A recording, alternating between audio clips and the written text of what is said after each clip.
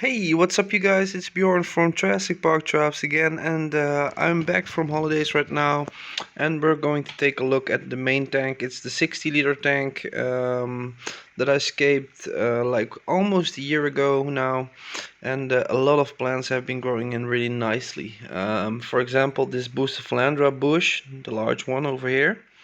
I started out with like um, one rhizome of the Bucephalandra broadleaf green. It was a really good rhizome, and I was able to cut off a piece to start another one, and another one, and another one, and eventually I really was able to grow in a really nice large bush of Bucephalandra.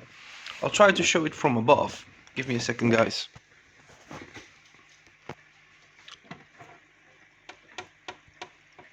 Oh, that doesn't work out very well. Oh, there's the triangle with duckweed. It just spins around like this all day, giving the tank a little bit of moving shades. I didn't use a circle because it doesn't turn around, it doesn't spin around like a triangle does.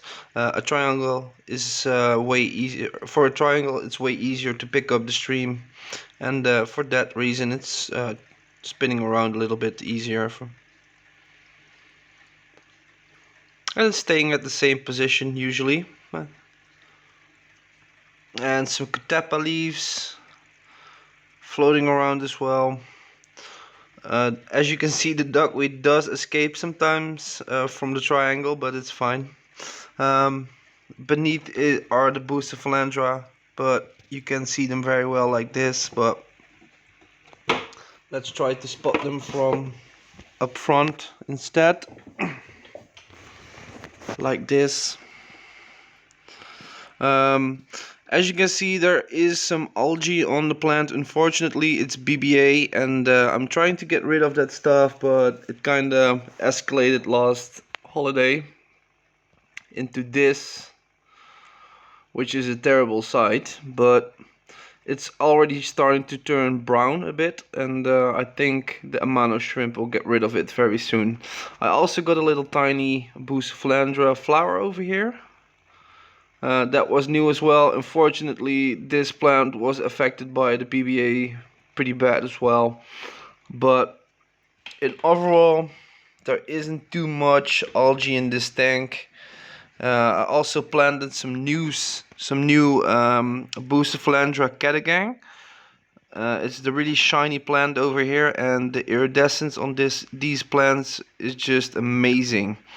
I have been growing this plant immersed in the boost propagator that you can find on my YouTube channel as well. There are several videos about this plant, how I'm propagating them immersed and trying to transfer them to submersed, and have a beautiful Bucephalandra grown algae free, and give it a little good of a head start, because the root system on these plants are amazing.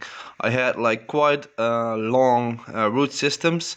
This piece, for example, had like 3 or 4 inch long roots, and that was pretty impressive because the other plants don't root that fast.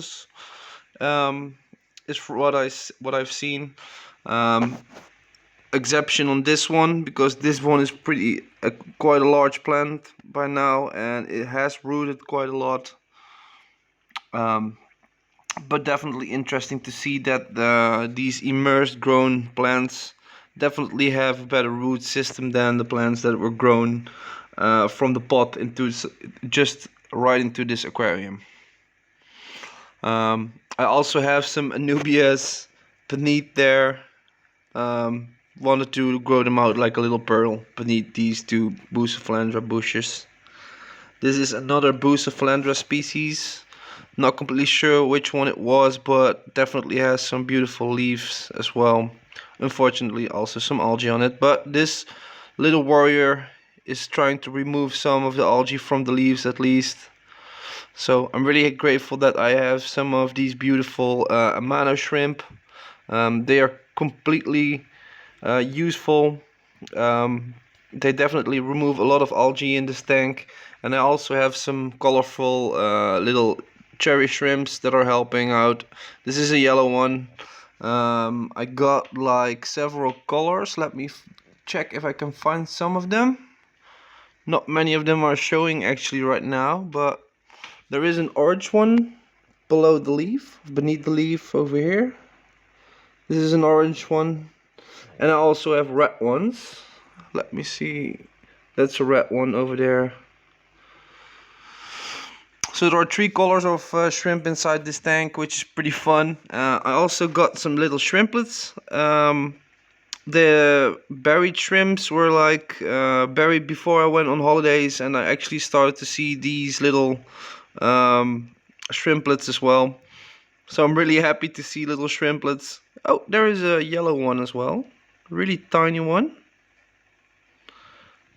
Like the white ones are probably the yellow shrimplets, because this is the grade of yellow that I got right now. It's like really light yellow, but in reality they are a little bit more yellow. Maybe it's because the camera is a little bit overlighted. Give me a second, guys. Yeah, a little bit too much light.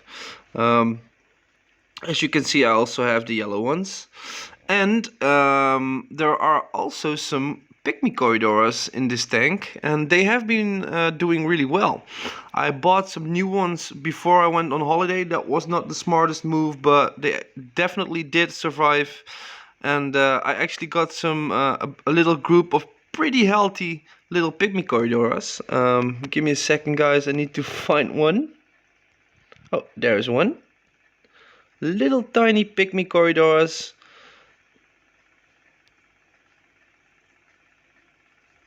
As you can see, happily moving around the leaves. They definitely they are often using the leaves as a little bed, like a little hammock, like this one.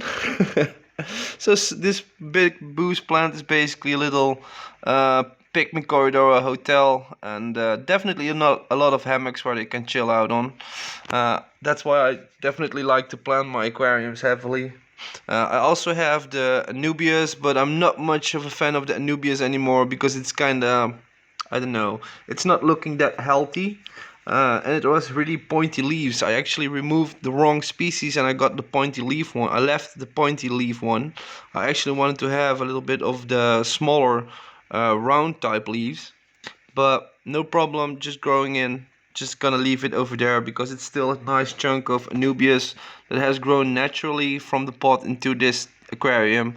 But eventually I might want to swap it for Bucephalandra as well, because I wanted to make this tank into a Bucephalandra only tank, because it's definitely my favorite plant species. Because like, look at these colors, it's definitely something special that you don't see very often with other aquatic plants. Just look at the blue purple metallic color, it's really interesting to see.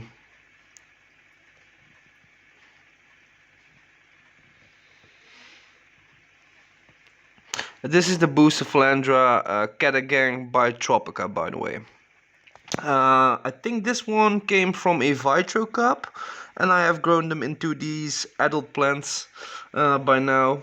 I also introduced a new type of Bucephalandra over here, which is the Catarinae, I think, Catarina. And this one has been growing a lot sideways instead of vertically. It has been growing horizontally instead. Excuse me, I needed to find the words. And it definitely got really long in a very short period. So I'm wondering if I can kind of let it creep over the rocks, into this gap, over these roots, and possibly connected with this longer leaf black velvet Bucephalandra that hasn't been growing very well, because the older leaves actually had a lot of algae on them, so I had to cut them off. Unfortunately, I also spotted some shrimp with the white kind of thingies on their heads. I read that these are parasites. As we can see, they are moving on the head of the shrimp, and I'm going to have a look how I can remove this stuff from my shrimp. Oh, there's the corridor again. This time we can see it a little bit better, I guess. I think I got like 16 of them. I really wanted a nice little shoal that would group a little bit. Oh, there they are.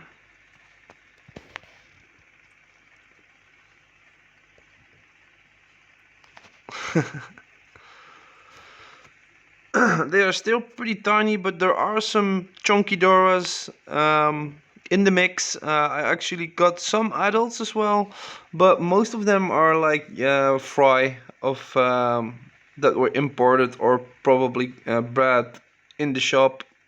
At the shop, I'm not completely sure how I should say that, but definitely really healthy little Pygmy Corydoras. I actually didn't lose any of the Pygmy Corydoras as far as I can remember. So I was really happy with buying them. And now I came back. I also spotted some remains on the glass from Corridora eggs as well. So there are possibilities that there are some Corridora fry inside this tank as well. And I hope to see the young ones in the future as well. Um, well, that's about just regular aquatics. Back to the main theme, which is Triops. I actually am home right now. I just need to adjust a little bit to my surroundings again, coming back from holidays, and very soon I will start with keeping Triops again. And I'm going to start with the hybrid project where I'll try to mix up two Triops species into one new Triops species. And I'm just wanting to try to find out if that is possible, yes or not. So, if you are interested in watching out a little bit more about what I'm going to do next about the hybrid projects, feel free to subscribe to the YouTube channel. You can also find us on Instagram, which is at Triassic_Park, and we are also available on Facebook, which is Triassic Park Triops. Hope to see you next time, guys. I hope you guys enjoyed the little video. Have a nice one, and hope to see you next time.